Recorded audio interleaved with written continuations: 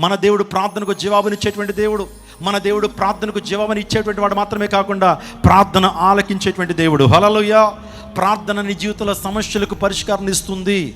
నీ జీవితంలో సమస్యల మీద విజయాన్ని సాధించాలంటే, సమస్యల మీద పరిష్కారం కావాలని ప్రార్థన చేయాలి. ఈ దీనుడు మొర్రపెట్టగా యెహోవా ఆలకించును, అతని శ్రమలన్నిటిలో అతన్ని రక్షించిన దేవుని లేఖనం సెలవిస్తూ ఉంది.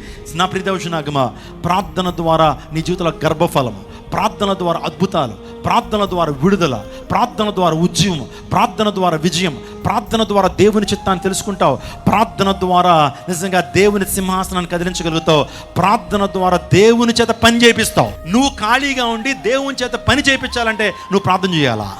ప్రార్థన అంటే దేవుని భారాన్ని పంచుకొనుట. యేసయ్యకి ఎంత భారం ఉందో ఆ భారాన్ని పంచుకొనుట ప్రార్థన. ప్రార్థన అంటే దేవుని చిత్తాన్ని ఎరుగుట. ప్రార్థన అంటే దేవుని అధికారాన్ని పొందుకొనుట. కాబట్టి ప్రార్థన చేస్తున్నావా? ప్రార్థన బలిపీఠాన్ని కడుతున్నావా?